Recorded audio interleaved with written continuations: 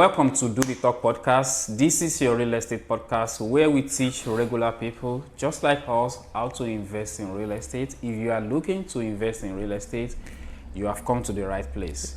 My name is Amel Lawal and my partner here is Ibrahim Ojonide. Ibrahim, how are you doing today? I'm doing very well.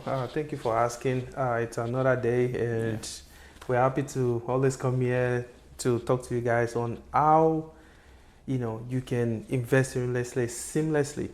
And I'm happy that you have tuned in. Please share this with your friends, your co-worker, your family, your buddies. The Google or the YouTube algorithm likes, when we pass the video around and people click like, share, it's gonna be beneficial to us as well as the people you are sharing it to. Be rest assured, we are here. We are dedicated to make sure real estate investment is as clear as all the basics, that everyone is aware of the basics. That's the main reason why we're here. And we hope today's topic, you guys gonna find it interesting. And what we are looking at today, Ahmed, we are looking at what to expect at closing. And of course, we're gonna include some like the same thing. You have to observe it before closing. However, it is very important. The reason why we make it that topic as what to expect at closing is because it's that day that you sign. Forget about everything they've been telling you from the beginning of the process. That last day when you sign, that's when you have implicated or you have consented to everything. Regardless of what you have been doing from the beginning. If that last day is not there, everything you are still off the hook. There's nothing on you. The loan will not be on you. The debt, everything, you are simply like a free man until you sign. Now, we want to make sure that as you are signing, you know what you are getting into. So, Ahmed, when we hear closing day, it's a celebration day. It's a very happy day. It's a happy day. However, in some instances, some rare occasion, there are some things that might cause trouble. In this, I don't mean trouble of going to jail or this or that. No. I'm trying to say some things that might give you headache. Because to fix it might take some days, some months, some years if you don't figure it out. Before closing. What are people need to pay attention to, or what do they need to expect at closing? Thank you, Ibrahim, for that question. There are multiple things to pay attention to. I'm just going to this is something you do every week. So please let me know if I'm going off the rail. But from experience, what are the things that you need to pay good attention to? First of all, for me, you want to make sure you go back and do your final walkthrough. And when you are going for your final walkthrough, make sure you take with you, if there's any disclosure documents. Let's say you are buying a house that has been built for a while and the owner is now selling it. Take your disclosure with you so that you can, cross-check what they say is gonna be in the house with what is on paper. If it is not, ask questions. And if it is brand new house, you want to make sure everything is working fine. And if there's anything you want them to fix, just because you are eager to move in, you need to kill that emotion at that point and make sure you open your eye widely so that you can catch things that, just like Ibrahim said, they are not like a deal breaker, but these are, we all know moving, new house is expensive. It can get expensive because now you want to buy new stuff. And if you don't catch those things early, that means that thing will be added to the list of your expense, which you can avoid, right? Or you can push to someone else to do for you. So that is why that is very, very important. Another thing is wiring. or making your funds available before closing, Yeah. at the escrow. So this is very, very crucial because you give the escrow agent enough time to do their due diligence as well and get your paper set up, and you can avoid delay. So this one is where you need to be very, very careful, because wiring, you will be surprised how many wiring fraud are out there these days, where people just double cross your money and they take your money. And we all know that all these things can be very, very expensive. Closing on houses can be very, very expensive. Imagine you are ready to close and someone does double cross your check, and boom, And it's gone. your money is gone. That is going to be devastating. So make sure you call the escrow company, the closing company, the closing attorney. Call back their wiring information to them before you wire. Call it to them. You can even walk in there if they are in your city. Walk in there, show them, this is what I got from you. Yeah, is this correct? Yeah, that's it's another big part. And another one is your documents. Before you sign, triple check. Not just your name, not just the address, not just that, but how much you are going to be paying going forward, your interest rates. Did anything go up, down? Is there any significant change? Because if those things get messed up, you already signed. Yeah. So I don't know. So in some situation it might be rectified because it's human error, but if you don't catch it, they probably won't catch it. And if it goes to someone else that doesn't know where the paper is coming from, they just input the number and everything. You see your mortgage the next month is up, and you're like, yeah, what's happening? It might take a while to fix that. So make sure you double check on that. Ibrahim. Yeah.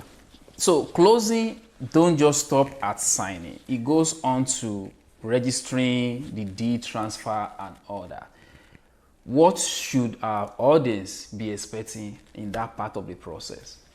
Thank you. So at the closing table, after you sign, so they'll charge you a recording deed fee and title fee and all that. So they'll send it to the city. Yeah. They'll record the property or the deed under your name. Yeah. Some city, they will send you a copy of that deed. Yeah. Okay. Even if they don't send you a copy, the record, as long as it's recorded under your name, you can go online, go to the auditor office and verify. Yeah. And you have that information under your name. Now, the reason why you have to pay attention to all this is because imagine they are closing day. Your name is, Ibrahim. Yeah. But when you look at it, it's saying Ibrahim. Instead of B, it's saying T. Yeah. But you didn't pay attention to that. You signed the document. They recorded on Ibrahim. Yeah. Now, still don't pay attention to it because you thought everything is okay. That passed. And now something happened in the future. Now you are trying to retrieve the property. Yeah. Then they are saying, okay, well, the owner of this house is Ibrahim, not Ibrahim. Yeah. What's going on? Yeah. Now, I'm not saying you won't be able to retrieve it. Yeah. Because there's social and all that, but it will give you some headache because now you have to maybe go back to the title company, go back to, or go and get attorney, or go and bring all your ID again. Avoidable stress. Yeah, unnecessary stress that you can avoid by verifying your document before you sign it. So, I mean, the goal here is not to scare you or anything, but to let you know that there are some... Informed. Yes, we want you to be informed. That way you can, make sure that you are signing the right document. Yeah. Okay. Of course, there are going to be some legal jargons and, like disclaimers and everything, all the signing document. We are not saying you should read everything from A to Z. We are just saying that the most important aspect of it, which is your name, your social, the amount Yeah. that you're going to be paying as a down payment. You want to make sure it's the same as what you've been seeing. Not at the closing day, the down payment or the closing cost Just now went to roof, up to the roof. You don't want that. Yeah. Okay. The interest rate has to be the same, what you guys have agreed with your lender. If it's 5%, at closing it should be 5%. If it's going to be more than that, you should have known before closing. Okay? The closing costs, the cash to close, everything should have realistic to, what you have been told, not thousands more than what it is. Okay? Now, it's in some situation, it might come down, which is good for you. And, let's say the tax proration and everything can make your cash to close come down, or your NS money that you have paid. In all sense, what we are saying is this: make sure that you verify what you are signing and make sure you are signing the right document. So if after closing, you can go to the auditor office, verify that it's still the right name that they recorded the property under. If your name is Ibrahim, it has to be saying Ibrahim there on the title, on the auditor's office.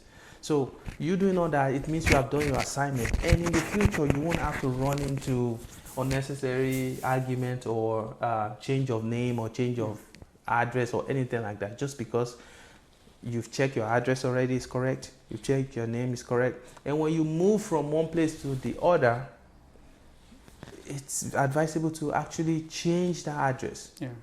Make the city know that, okay, this is where you are living now. Yeah. That way everything will be up to date. Yeah. So it's a pretty small topic. We are not here to waste all your time, but we just want to make sure you guys are informed. That way, when you are signing your document, you do the right thing. Ahmed, what do you have to add to this? Because you have more knowledge about this, so I want you to add it. Homestead. Homestead, good. How should people go about homestead? Okay, so homestead is really for people that are living there as a primary resident. Okay, so if this is your first home and you are living there, you qualify for an homestead. Of course, there are other tax deductions, but the one that the general populace qualify for is the homestead. Homestead has nothing to do with your age or you're a veteran or all that. All those have their own deduction, but you particularly ask me about homestead. So homestead is for the resident of Indiana. The fact that you are living there, your taxes will remain 1% or less. If you are not living in that property, it doesn't qualify for an homestead, and your property taxes will be 2% or more. So it will double, technically. So homestead, you don't want to miss on that. You want to file your homestead as you close. The title company, they are very good with that now. They'll give you a yellow paper copy and tell you to sign, educate you about where to file it and everything. Of course, sometimes we get overwhelmed with documents and we forget where to go. So we'll give you for free. I'll do the talk. That's what we do. Go to your auditor office and tell them you want to file homestead. And when you file your homestead, make sure you file it before December 31st of that year. So let's say you buy your house this year. You still have time, but my friend, you don't have too much time. Go and do it now, okay? So when you do your homestead, it will that will prevent your taxes from going from 1% to 2% next year. And keep in mind, if you don't do your homestead this year, let's say you forgot to do it and you let it go to next year, of course you can still claim your homestead, but you know what will happen? You won't get that homestead for next year. It will be for the next following year. So you don't want to run into that. So it's very critical that you have to go for that homestead and make sure it is filed and make sure you get a receipt. Okay. So I don't know if I answered your question. No, that is a very good one. I just don't want our audience to miss out on that. So guys, it's just it boils down to being diligent, Yeah. and making sure that you ask questions if you are unsure, if you're uncertain about things, even if it is on your closing disclosure document. Just like Ibrahim just said, B and C is different. So it can mess things up for you, and you can avoid all these things by just being diligent enough and looking into it. So thank you, Ibrahim, for all that. Now that you've take your time to educate us on this, if people want to now they want your help, because you've proven that you know what you are doing, you are a professional in this, you do this every day, and this is what you do, right? If people want to reach out to you so you can help them through their own buying journey, maybe it's their first home, second home, investment, how can people reach out to you? Yes, they could go to our website. It's ibrealtors.us. You can type www.ibrealtor.us. Go to in that website, you'll see our contact information: WhatsApp, Facebook, Instagram. You can click on that, DM us, or you can call us. If you like, come to our office. Our office is wide open, 2151 North New Jersey Street. Thank you. If you guys want to manage your property, and you are looking for a property manager in the area, you just give us a call, and you can go on our website as well and request your free assessment. It's www.haziopm.com. So that is our website, and we are very quick to respond. And if you're a social media person, that is fine as well. You can always slide into our DM, message us, and we will respond to you as quickly as possible. Until next week, stay safe. Peace. Thank you.